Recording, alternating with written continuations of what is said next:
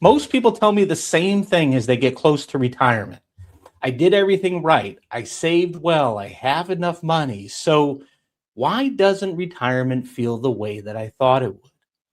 And it's not because something went wrong, but because nobody prepared you for what retirement actually requires. I had someone come in recently. He was 63, she was 62, and they had just retired with about 1.8 million saved. They had no debt. Kids were grown, house was paid off. I mean, they thought they were prepared, and in many ways they were, but retirement has a way of surfacing questions that you didn't know how to ask until you're actually in it.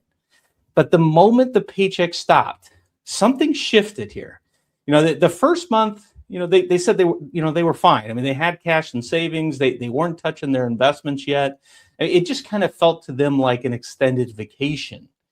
And then month two came, and then month three, and then the questions started. How do we actually create income from multiple accounts every month? Which one do we pull from first? And how do we make sure that we're doing it efficiently?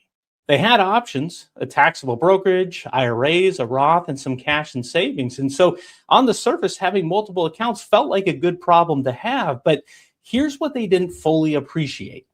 Each account is taxed differently. And the decisions about which one to tap and when, this had consequences that they just hadn't fully thought through.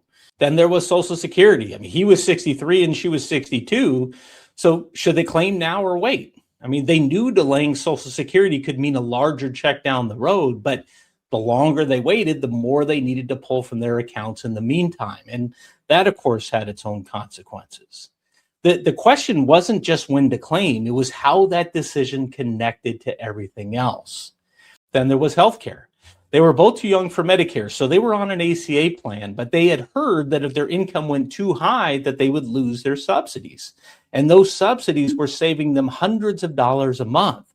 So they were nervous about pulling too much from their accounts, but they needed income to live on. And depending on where that income came from, it could push their income higher, which would threaten the very subsidies that they were counting on. Pull too much, lose the subsidies. Pull too little, drain their cash trying to cover basic expenses. Then there was the market. I mean, they've been through downturns before, but back then they were still working. They were still contributing. They still had time to recover, but now they were spending. And of course, that changes everything. And underneath all of it was this quiet fear. What if we're doing this wrong?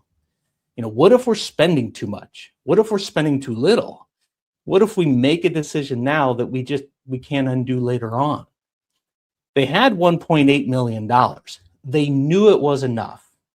But here's the thing. Knowing it intellectually and feeling it emotionally, those are two completely different things.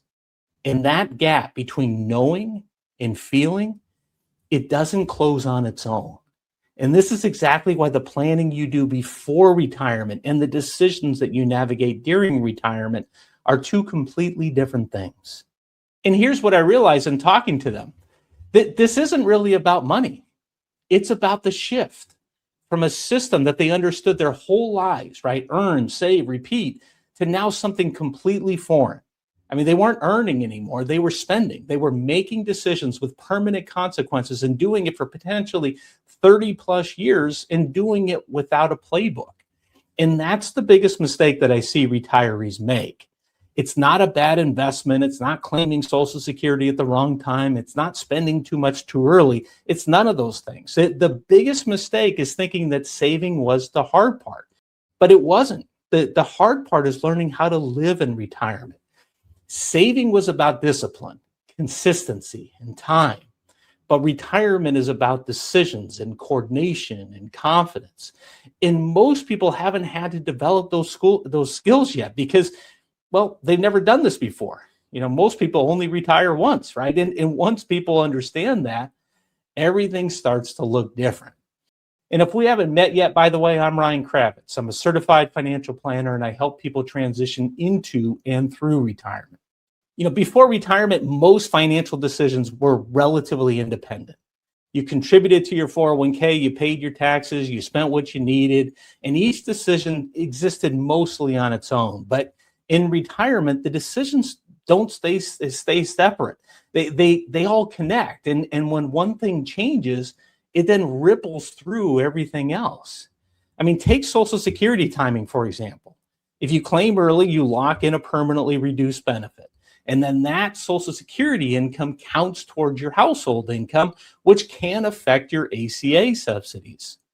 If you wait, you need income from somewhere else in the meantime, depending on where that income comes from, whether it's taxable gains from a brokerage account or withdrawals from an IRA, that could also increase your household income and affect your ACA subsidies. I mean, either way, the decision ripples through your healthcare costs and your tax picture and how much you actually need to withdraw. One decision, multiple ripple effects, and no obviously right answer.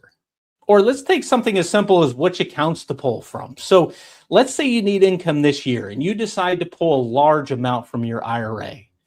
Well, that money that you take out is fully taxable income. And depending on your other income sources, that could push your household income then high enough to reduce or eliminate your ACA subsidies, costing you thousands of dollars in higher healthcare premiums just in this year alone. And 2 years from now, when he turns 65 and goes on Medicare, well, that higher income from today could trigger IRMAA surcharges, meaning higher Medicare premiums because of a withdrawal decision that was made years earlier.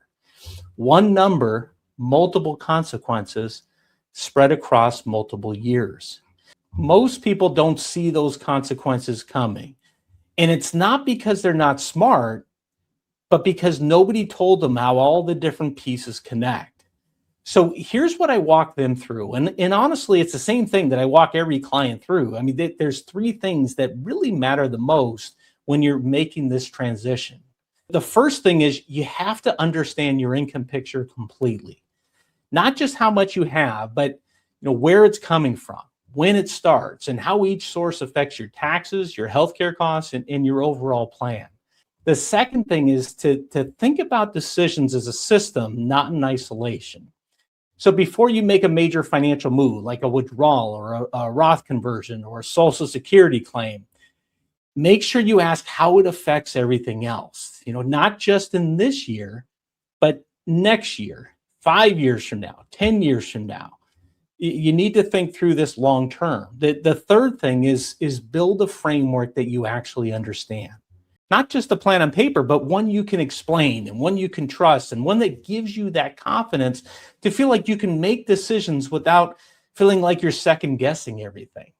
So for this couple, that meant having a clear answer to the question that they had started with, which was, okay, which accounts do we pull from first and why? And so that way they didn't feel like they were just kind of making a new decision in the dark. That couple that I'm talking about here, when we sat down and mapped it all out, how all the different pieces would fit together and, when they could see a clear picture of where their income would come from and how their decisions connected and really what their retirement would actually look like, something shifted. And it wasn't because the numbers changed, not at all. It was because they finally understood the plan that they were living. The uncertainty, it didn't disappear overnight, that's for sure, but it started to feel more manageable. For the first time since retiring, they felt like they had a framework, a direction, a sense that they weren't just figuring it out as they went. And really for them, that made all the difference.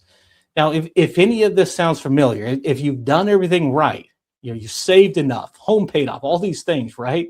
Like you should be feeling comfortable, but you just aren't feeling comfortable. If retirement, it's just not as certain as you had expected, again, it's not a sign that something is wrong. It's more or less a sign that you're exactly at the point where the right guidance probably matters the most. Because the goal isn't to just have enough money in retirement.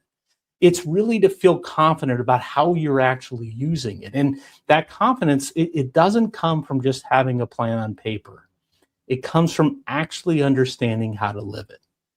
If this resonates with you, I've added a link below where you can learn more about how I actually work with people and you can get started. Thank you for watching. I'll see you in the next video.